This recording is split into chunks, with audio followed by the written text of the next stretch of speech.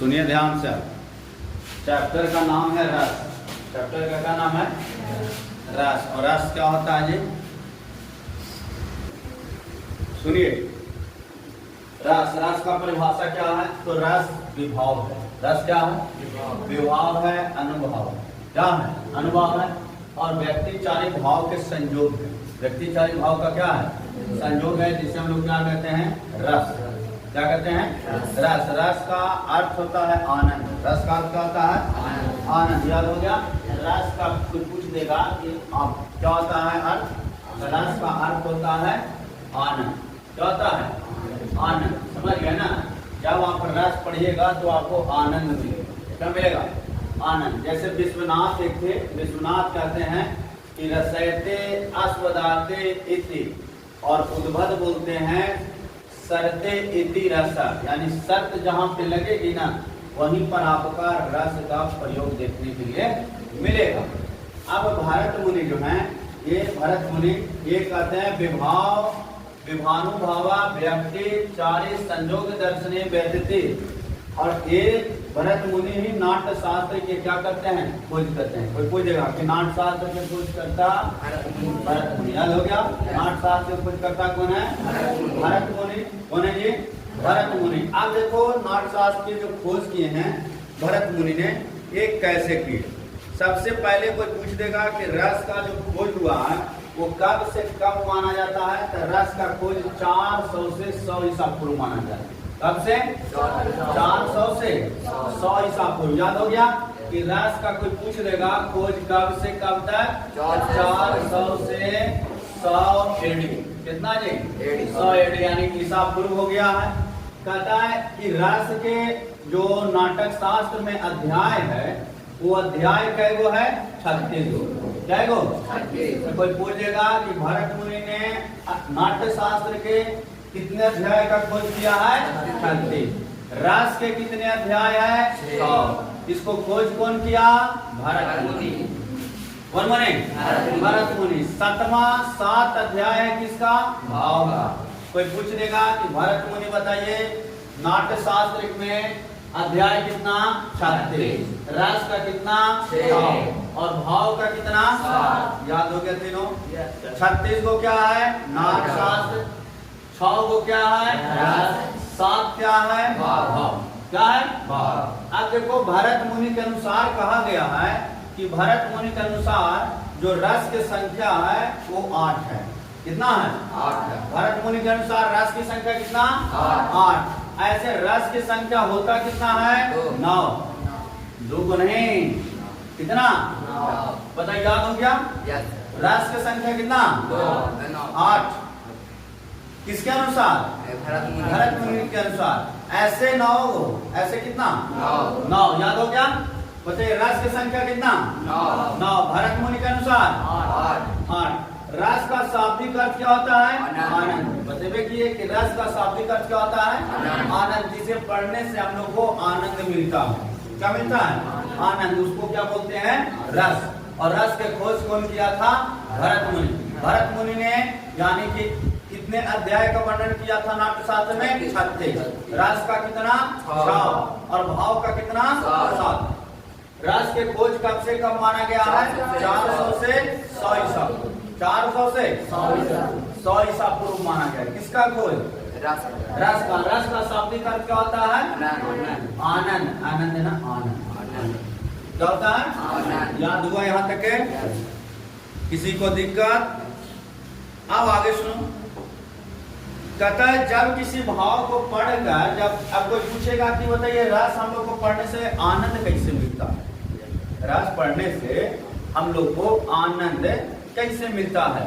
तो जब हम लोग कोई भी अगर कहानी पढ़ते हैं, कोई कविता पढ़ते हैं, समझ गए, कोई चौपाई पढ़ते हैं, समझ रहे हैं जी, तो पढ़ते हैं तो उसको पढ़ने से हम लोग के अंदर एक भाव उत्पन्न होता है और अनुभव करते हैं, और वही अनुभव से हम लोग को मिलता है आनंद। वही भाव से क्या मिलता है? आनंद। जैसे आप पढ़िए हनुमान चालीसा की चौपाई पढ़ा है ना? जय हनुमान ज्ञान गुण सागर, जय कपीश लोक बुझागर, रामदूत धामा, अजनी पुत्र पवन सुखनामा। तो ये पढ़ने से अंदर एक अलग प्रकार की ऊर्जा प्राप्त होता है, अलग प्रकार के भाव होता है। आप गाना गाइए, और गाना गाइएगा तो आप हंसिएगा भी और मजा भी लीजिएगा, मतलब उसका भाव अलग, चौपाई का भाव अलग, रामायण का भाव अलग, रामचरितमानस का भाव अलग, नाटक का भाव अलग, कविता का भाव अलग। आप बताइए, कविता पढ़िएगा, खड़ा हिमालय बता रहा है डरो न आंधे पानी से, तो उसमें तो भाव आपको मजबूती का आएगा ना। तो कोई पूछ लेगा कि बताइए रस के प्रकार कितना, रस के कितना प्रकार, रस के कई प्रकार, 9। भारत मुनि के अनुसार कै गो, 8 गो। रस पढ़ने से हमको क्या मिलता है, आनंद।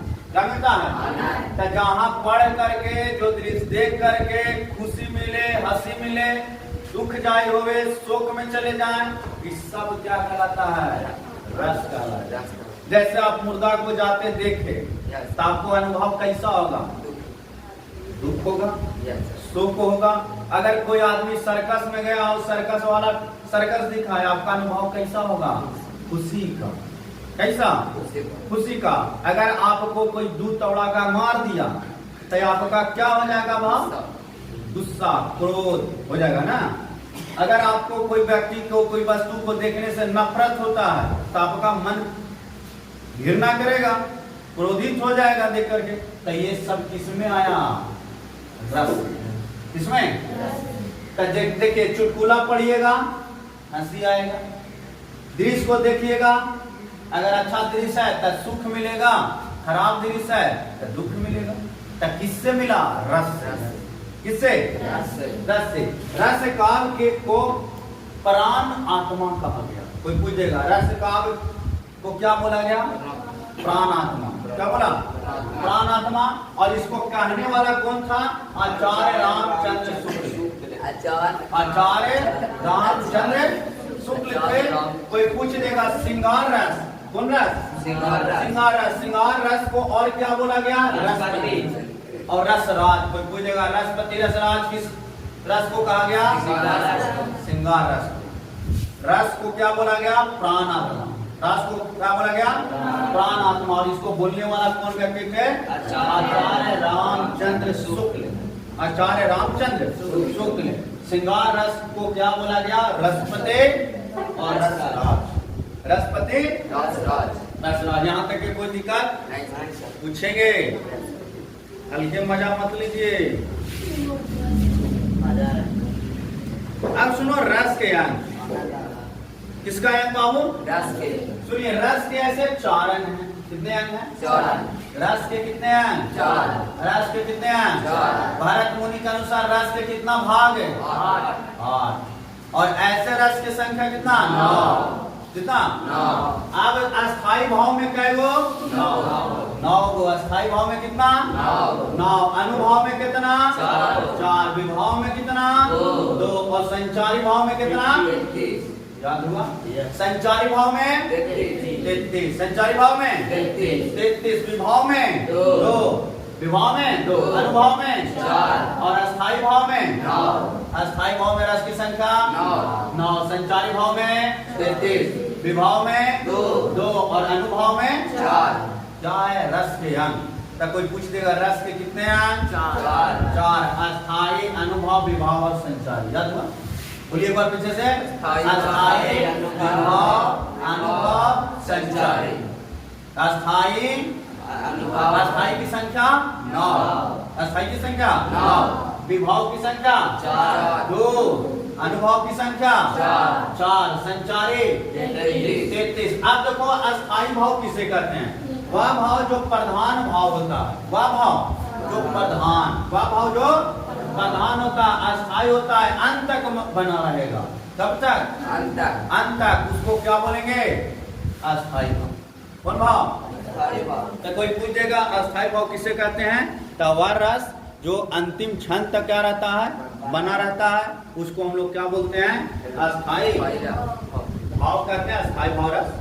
अब सुनिए अस्थाई भाव रस के 9 पाठ था, अब ये पढ़े हैं। अस्थाई में कितना, 9। अनुभव में कितने, 4। विभाव में कितने, 2। और संचारी में कितने, 33। जिसमें अस्थाई भाव में क्या रहता है, प्रधान अंत तक रहेगा। प्रधान कब तक रहेगा? अंत तक। स्थायी भाव में 9 श्रृंगार। पहला 9 को में पहला आया श्रृंगार रस। कौन रस? पहला श्रृंगार रस। कौन रस? श्रृंगार रस कहने का मतलब क्या होता है? श्रृंगार। श्रृंगार रस का मतलब श्रृंगार। श्रृंगार समझते हैं ना? जो हम लोग सजते हैं, संवरते हैं, तो उसको कौन रस में रखा गया? श्रृंगार रस में। जो प्रधान है वो क्या माना गया? रति। क्या माना गया? रति। श्रृंगार रस के 2 भाग हैं। श्रृंगार रस के कितने भाग? 2। एक होता है संयोग और दूसरा होता है वियोग। पहला संयोग, दूसरा वियोग। संयोग जो होता है ना, जैसे देखिए श्रृंगार को हम लोग 2 पार्ट में बनाए। श्रृंगार का मतलब ही होता है क्या? मतलब कि श्रृंगार करना, जैसे क्रीम, पाउडर, ये सब लगाना नहीं, बल्कि कोई भी कहानी, कविता, नाटक, दृश्य को लिखना तो एक अच्छे तरीका से लिखना, उसको बोला जाता है श्रृंगार। जैसे पाउडर लगाता है, तब पाउडर लगाता है, तब पहले पाउडर लगा लेता है कि पहले काजल कर लेता? बताओ। पहले पाउडर के बाद काजल, पहले काजल और बाद पाउडर लगा कर पूरा मिला देता है। तो ये हो गया क्या? श्रृंगार रस। श्रृंगार रस के कितने पार्ट? 2। संयोग और वियोग।